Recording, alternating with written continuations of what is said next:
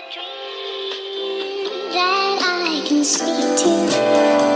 I found a dream that I can speak to. I found a dream that I can speak to. I found a dream that I can speak to. I found a dream. Hello, everyone, and welcome to Bebop Banter, the internet's premier anime podcast. I'm your host, Wes, and I'm pleased to say on this late night recording, I'm not alone. I'm joined by Demetrius. Yo ho ho, we took a bite of gum. And Saeed.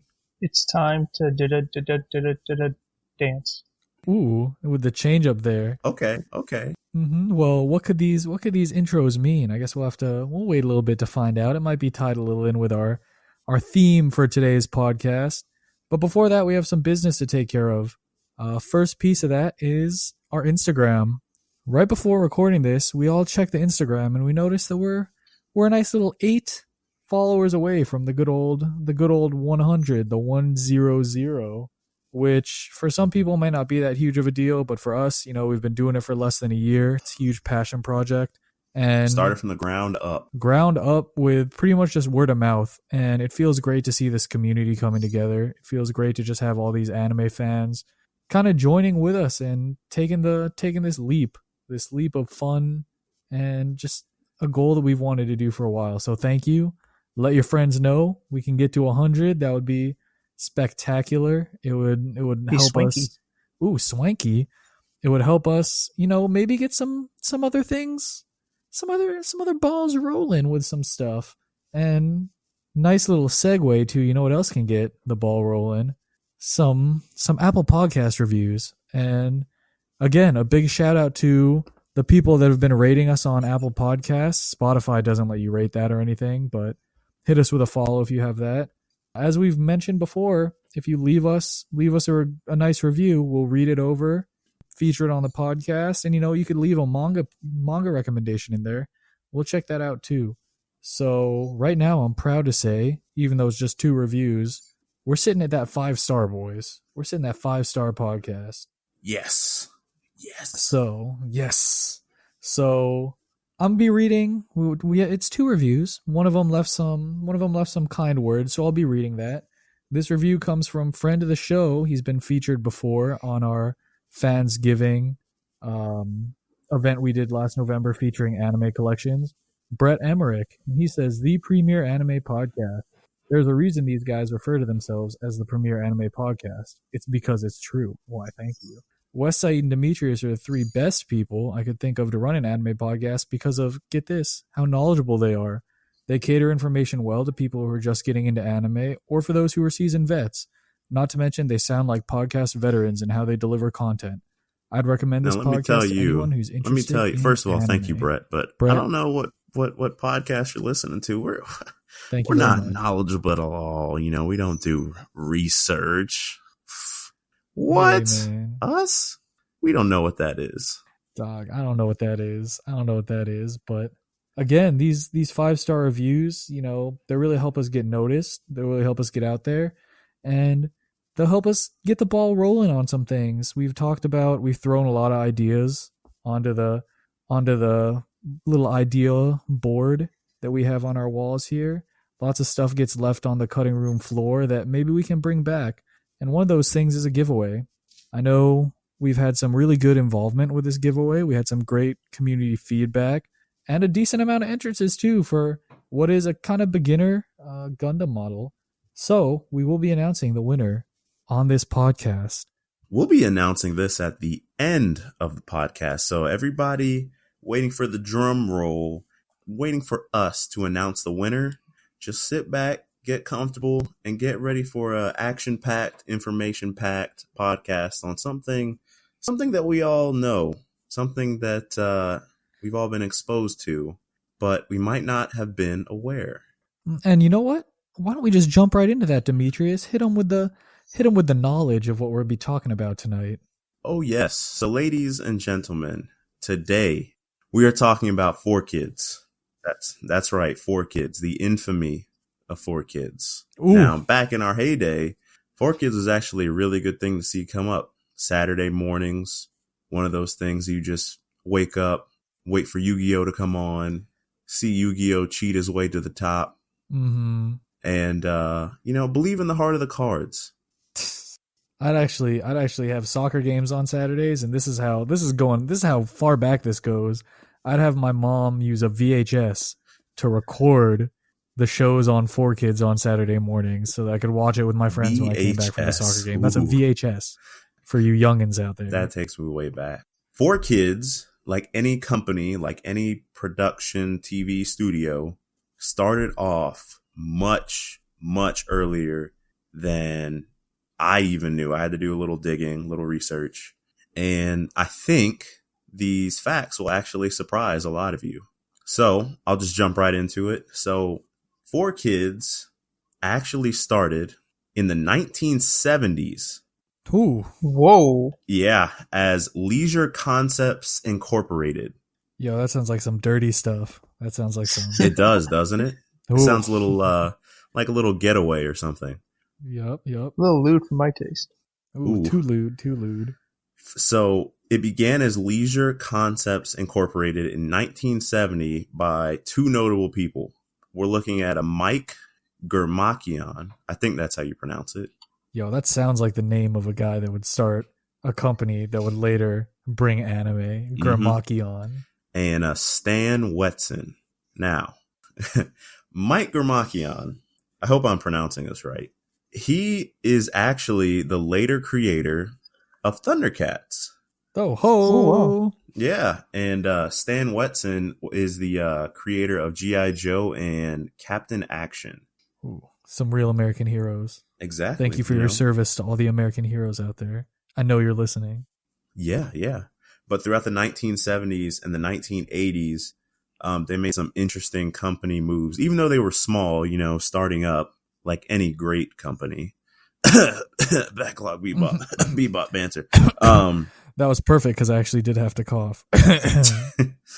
They created, of course, like I said, Thundercats from Gurmakian's ideas, and they started to license products, people, even concepts, and they spread their name throughout TV and any other marketing that they could get. Fun fact is I read that they even got Farrah Fawcett involved in her Ooh. Charlie's Angels days. Great days. They were kind of involved with the Hulk, James Bond, 007, and Really? yeah, they got their fingers in the pot. That's what I'm saying. So they were doing this in a really versatile and smart way. And in 1987, they made a pretty big power move that I saw with Nintendo of America Incorporated to market one of its growing popular software to the systems. Okay. I love me some Nintendo, so I'm intrigued. Nintendo was good. They also gained the right to market, you guessed it, Mr. George Lucas Star Wars. So, dang. Yeah, they did a lot. I was reading this like a book. It's crazy. And then here comes the part where, as kids, we kind of get involved. So in 1992, Leisure Concepts Incorporated, or LCI for short, they made a subsidiary called 4Kids Productions. And they focused on acquiring and licensing and American, of course, dubbing and distributing Japanese anime. And they actually had another subsidiary called Summit Media Group, but we're not focusing on that. Big piece. Yeah, we're all 4Kids. We love the We're kids. all 4Kids here. Mm-hmm. I'm still a kid. They're the future. I am the future. Oh my gosh. Keep that inner kid alive, folks. And so they officially changed their name to 4Kids Entertainment in 1995. I was 1 year old. They were making power moves when we were in diapers. They were setting it up.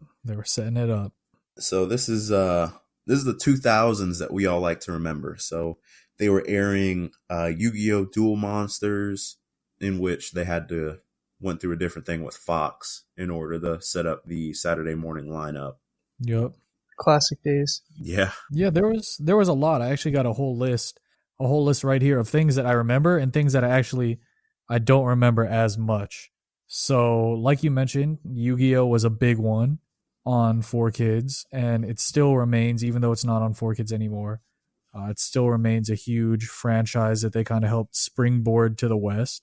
They also had things like, let's see, a little bit of a Kirby Right Back at Ya, Ooh. which was fully CG. Let's talk about future forward in anime, am I right? I wanted to make the Kirby noise, but I'm just going to full disclosure that would have sounded really terrible. Yeah, we'll skip over that one for now. But also there's some other little hits there that I think got some cult following in the US when they didn't sell as well in Japan, like Shaman King, which was, at least for me, huge on 4Kids. Shaman King was actually the first manga volume I ever read in the 5th grade. It's excellent with them bringing it over to the West. There were other more obscure series that they pulled out, like Fighting Foodons, if anyone remembers that. Again, a huge change in title. We'll talk about 4Kids changes later on. Other things like Ultimate Muscle was another title change going on. Magical Doremi, Mew Mew Power, which was an adaptation of Tokyo Mew Mew. Dinosaur King, even. Again, another obscure anime based on a Japanese card game. And they even showed some tokusatsu shows, like Ultimate Taiga, for those of you, since it's not a toku or tokusatsu podcast. For those of you who don't know, that's more of the Power Rangers type, Ultraman type show where you have live action actors in suits normally growing to ridiculous proportions fighting each other out. So there were a lot of big shows. Saeed, what was the one thing that I think I might have skipped over though that 4Kids You skipped over the infamous 4Kids One Piece. Oh my goodness. Yes. The introduction most Westerners got to One Piece was 4Kids.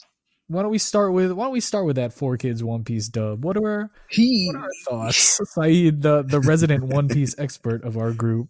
Okay. What are your thoughts on the good old 4Kids dub? Okay. I'm gonna bring it back chronologically. So when I was a kid and I'd watch 4Kids and whatever Saturday morning cartoons or whatever, and I saw One Piece, I actually liked it. I had no idea it was an anime, and I had no idea there was an actual like legitimate sub and dub for it. But in hindsight, it's like one of the worst adaptations I've ever heard. The censorship was insane. It's comical if you go back and look at it now. And it had one of the greatest openings of all time. And it did, yeah. I was waiting for you to say it. The greatest. Come true. Yo! Don't give it up, Lupe. Don't give it up, Solo. Don't give it up, Nami. Don't give it up, give it up, give it up, give it up, give it up. Here's how the story goes. He says the greatest opening of all time. It's a banger, bro. It's a banger. It's a banger. Just like It is a turn it banger. up on your stereo system and roll down your windows. I still remember the lyrics. It's embarrassing. I don't know how. I still Because remember it was so catchy. It was so catchy. Chopper's Doctrine. Yeah, Chopper's Doctrine. You gotta just look up One Usopp's Piece doing that marksman 4Kids. thing. Oh my god. Dude, Zolo is all about Zolo. Oh my god, Zolo. Zolo. Oh my god. Go do yourself a favor. Go on YouTube, look up the One Piece 4Kids opening.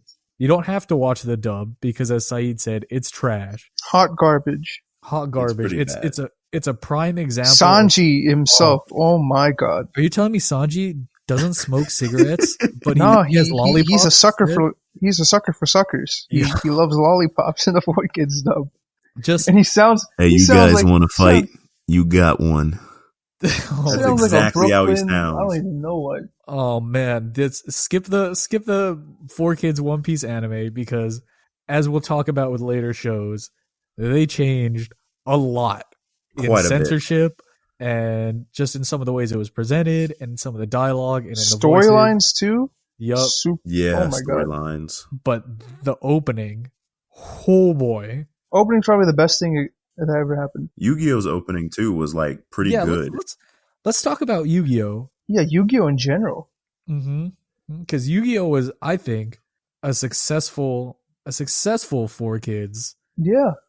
dub over. But there is one thing, Demetrius, that you did not know until recently when we were discussing the concept for this podcast. Yo, this shattered was my whole made up. world. Shattered my whole world. It mind crushed your whole world. It did. Mind crush. For our good listeners out there, Demetrius, what did 4Kids insert into this adaptation of Yu-Gi-Oh? They inserted the Shadow Realm. So apparently the Shadow Realm is not an actual concept in the original source material. It was made up and created by 4Kids and inserted. Yup, in the original Yu-Gi-Oh, people just died from playing card games. There was no get sent to the Shadow Realm. People legit just died. So when you see Joey's body parts disappearing in his duel against Merrick, or you see Pegasus threaten to send Yugi to the Shadow Realm, no. They're about to get got. They're about to die. They're about to duel to the death. Over card games. Over a card game. They're about to die over a card game. So other smaller examples of changes 4Kids made, I mentioned it when listing out some of these series. They aired a show called Mew Mew Power, or Meow Meow Power, however you want to pronounce it, but it's MEW Power. They changed the title to that from Tokyo Mew Mew. There was Ultimate Muscle, which they changed a lot in story-wise. I used to like that show. Yeah, I thought it was decent. It's Kinnikuman in Japan. Mm-hmm. Storylines are completely different. Characters are completely different. Dialogue is, of course, completely different. You know what's crazy to me? I feel like Joey the character is not like Joey the character, like the canon Joey. I don't even know if his name is Joey. Oh, Jonichi. Jonichi is his name in Yu-Gi-Oh! Throwing it all the way back to the his Yu-Gi-Oh! name is Jonichi? Jonichi. Yep, it is. He's Joestar. Jonichi Yo, Joestar. probably. He probably has the tattoo on the back of his neck. There's actually, fun fact, there's a Yu-Gi-Oh! Card. It actually works in English and Japanese for this title. In English, the translation is Yujo Friendship.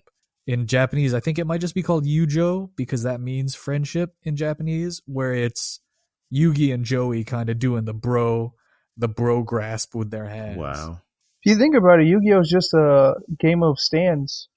in a way. Yo, well, let's table this, because I would not be opposed to doing a full JoJo's Bizarre Adventure influenced everything podcast somewhere down the line. Highly possible. That would be very interesting. Mm-hmm. But 4Kids, I think the overarching theme that we can all agree on is it was great that they brought so much stuff over, and it's crazy how much they changed and how much some people still might not know that they changed. Yeah. Because again, like not knowing, until a couple years ago, when I actually started watching the Japanese dub of Yu-Gi-Oh! Or the subs of Yu-Gi-Oh!, I had no idea people just died. In fact, something not 4Kids didn't even ever bring over. There's a Yu-Gi-Oh! Before the Yu-Gi-Oh! We know, which is based more on the original manga about just regularly playing card games, where death was a common theme there too. But 4Kids, the overarching theme is that they just changed a lot to make it more family friendly. And while some people argue that kind of takes away from the spirit, and some people meme 4Kids, so you'll see on YouTube like Evangelion 4Kids dub or Kill la Kill 4Kids dub. Bully love bully. Genuinely funny. I'm pretty sure that's what they call it on the YouTube parody. Yeah, they did. Wait, there's a 4Kids dub for Kill la Kill? No. Someone memed it. It's a parody. Someone memed it, and I think they changed. The only one, because she's one of my anime waifus. The only one below Kyoko from Initial D. They changed Satsuki's name from Kiryuin Satsuki to Karen. Yeah, they did. Oh god. That yo, and instead of their regular suits, when they use the life fiber, they're in like hot dog and hamburger suits. Tasty. It was definitely tasty, bro. The one thing about Yu-Gi-Oh, just going back to the censorship, I didn't realize Baby Dragon. I didn't realize Time Wizard. Horrible combo. Oh my gosh. I didn't realize how much they really just like cut out. There's things you would never notice until you actually go back and compare the Japanese aired material versus 4Kids. They Yep. edited out guns, cigarettes, certain parts of cleavage. Oh Like yeah. they edit out a lot, and you would never catch it. It goes beyond 4Kids too with respect to Yu-Gi-Oh, because you look at some of these cards like Harpy Ladies, the Harpy Lady line comes to mind, where 4Kids censored like all the cleavage and all the skin out of it and changed character colors and that type of things. And as a result, the Yu-Gi-Oh card game, when it came out through Konami in English, had those same censorships to match the show and also to appeal to a more family-friendly audience. So that kind of goes to what I was about to ask earlier was, 4Kids, a lot of people make fun of it for making anime for kids because as a lot of us anime fans know, it's geared a lot of the times to an older audience. What are your guys' thoughts on them actually doing this? I mean, 4Kids, just like how we talked about Toonami bringing anime to us as kids, was, I would like to say, for all three of us, a pretty big part in getting us into early exposure of anime. So what are your thoughts on 4Kids kind of dumbing down series a little bit, and would you like to see it maybe, because there's no Saturday morning cartoons anymore, would you like to see it maybe make a return? Nope. The reason I said nope immediately is because I feel like for the West, it set One Piece back. Valid point. It kind of did, actually, because in terms of, so what I would like to say about it is 4Kids did a good job of marketing it towards a very, like, a younger audience. However, when you couple that with how Toonami showed the more mature themes and like what it's really going on, it kind of introduced like, hey, this medium has a different feel, and this is why you should kind of watch it. So instead of actually trying to like couple it with how Western cartoons feel, it tried to separate it. So I think I respect Toonami a lot for doing that, but I also respect 4Kids for trying to, I guess, soften the change. That's true.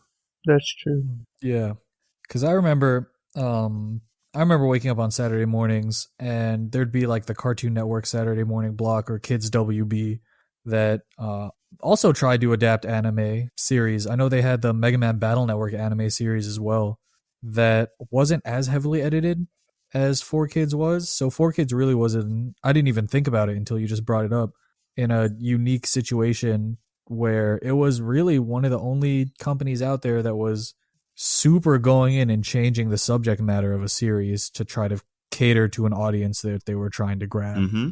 And I mean, like I said, I really respect them for doing it, but I don't think it necessarily has a place in today's society. I don't think it would do as well, is what I'm saying. Especially bringing it back to our first podcast episode on Toonami Generation. Check it out. Check it out. The rise of streaming nowadays. You can, if you are an anime family, if you grew up watching anime, or if you're just trying to get your kids into anime, you can now pick and choose what you want them to watch. And streaming sites have a variety of different content, from stuff aimed at little kids to stuff aimed at people our age in the mid-20s. Mm-hmm. So there really isn't, I guess, too much of a need for it anymore. Mm-hmm. Which, unlike Toonami, I don't want to say it's a sad thing, because, man, Saeed, I know you said after watching the 4Kids dub of One Piece and then that kind of going away, because I think it should be noted that 4Kids does not exist in the same form now as it does. I think it's, what is it, 4 Licensing or something Corporation. 4 Licensing Corporation. Mm-hmm. They still do a lot of Yu-Gi-Oh shirts and licensing type of deals, but Saeed, you said you didn't even want to watch One Piece after having watched the 4Kids dub for a little bit. Yeah, it was cool while I was watching, but it wasn't like something I was like, whatever. Because the story was like completely changed. Yeah. The tone of the story and everything was completely changed, and I didn't get back into One Piece until senior year of high school. Oh, the legendary months of skipping class to catch up. Oh yeah. Caught up in like 2-3 months. And that's kind of where 4Kids that's where it kind of loses the respect of most anime fans, even the ones that grew up on it like us. When you actually go back and look like, hey, you changed this a lot. Like you altered the story to the point where it's not even it's not even the same subject matter. And eventually, just going back into a little bit of history, of course, they hit the 2008 area, and then they lost. They had to cut, of course, because of the economic crisis. And then from there, they started to have more issues. They declared bankruptcy at some point between, I think it's between 2010 and 2015-ish. And then they declared another bankruptcy. So it is no longer a corporation that is operational. It's defunct, as they call it. So end of an era, but it's not an end of an era that I think a lot of people are going to miss. Yeah. And I mean, it's like I said, it's something good to know and something good that I think was brought to the States. It was a great way to introduce. It's like the other side of Toonami.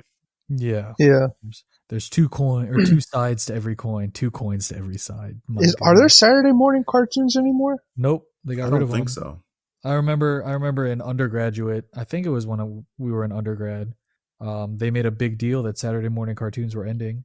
And Oh, wow. it was saddening, but realistically, if you think about it, the conversation about Toonami is you can go back and you can watch the shows that aired on Toonami, the English dubs of G Gundam, of Rurouni Kenshin, of Yu Yu Hakusho, of Dragon Ball Z, and they have longevity to them. They have this level of respect that people hold. But outside of how memey and catchy the One Piece opening is, and I guess how some people might love Shaman King, even though that was heavily changed, and even Yu-Gi-Oh! To an extent, how much they changed that. I'm still mind boggled over the Shadow Realm. Like, you can't.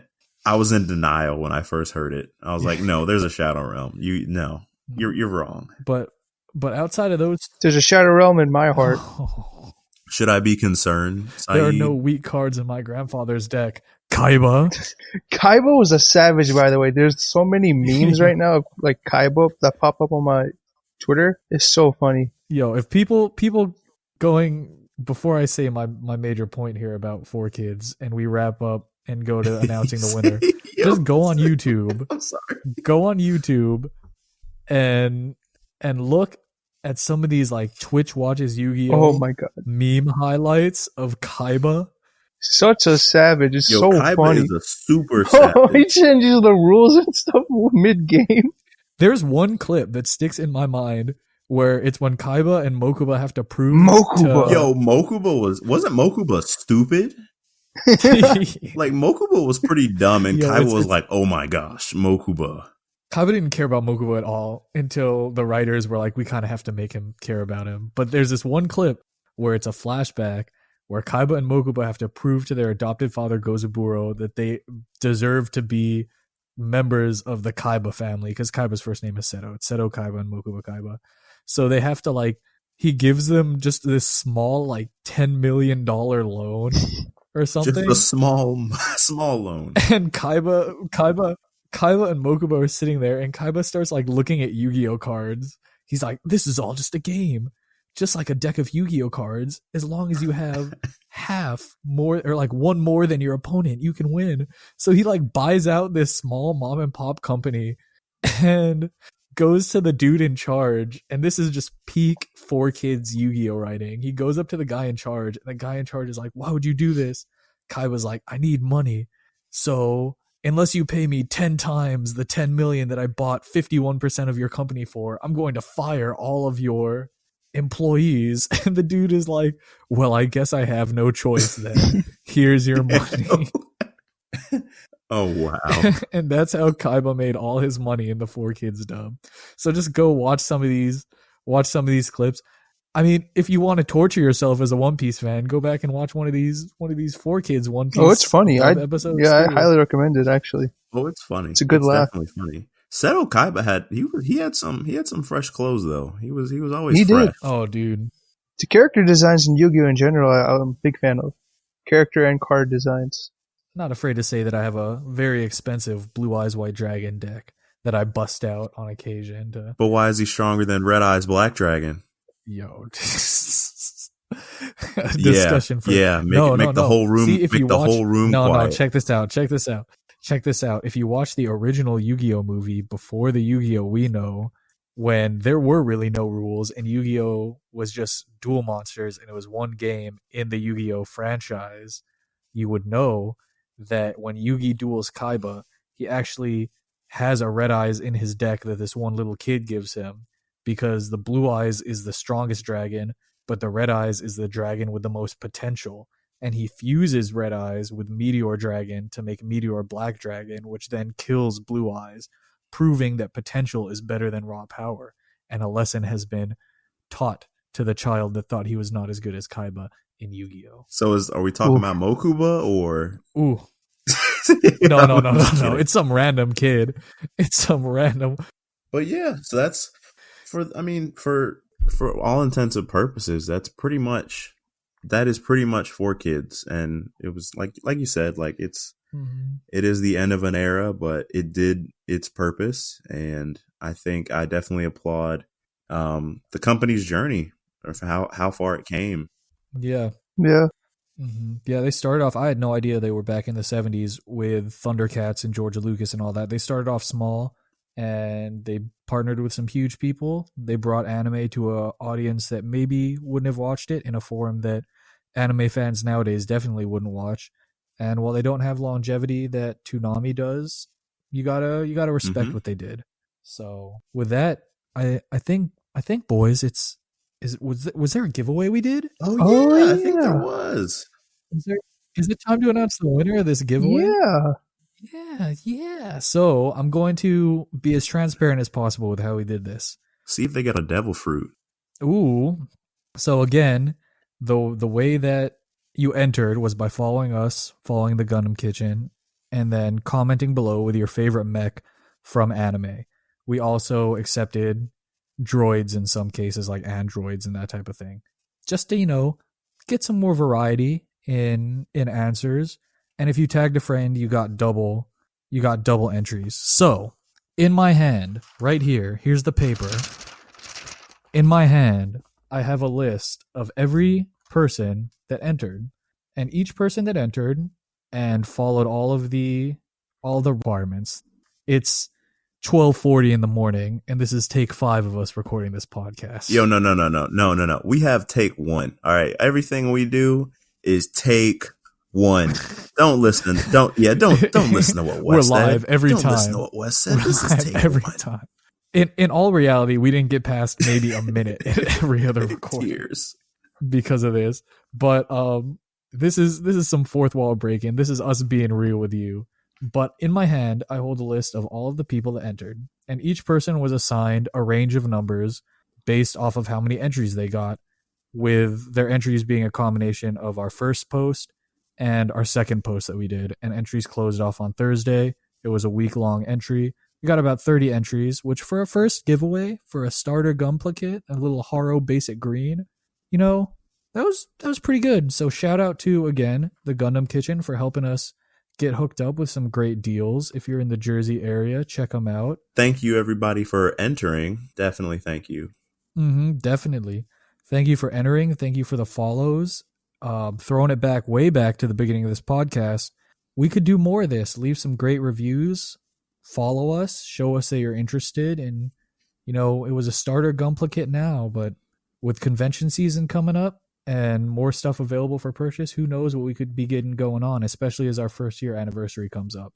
So after tallying up the number of entrants and the number of people, or how many entries each person had, and assigning them numbers, I inputted it all into a randomizer.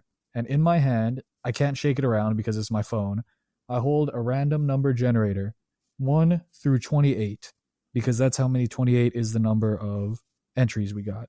And once I click generate, whatever number pops up, I have the name and their favorite, or I have their Instagram name and the name of the mech or android or whatever they put. So, boys, would you like to count me down from 3? I'll leave it up to one of you because just syncing issues. 3. Saeed, this is all you. Okay. Okay. 3, 2, 1. And I clicked it, and congratulations to number 19. Number 19 is Vanessa Snodgrass. Her favorite mech from a series is Sinanju. Great Great design. Thank you for not selecting just another Gundam. Love the red paint. So, Vanessa Snodgrass, you are the winner of the Haro Basic Green Gunpla, the Haropla. Check your DMs here in a little bit. We can set up where we're going to be shipping it to you. And again, thanks for the follow. Thanks for the involvement.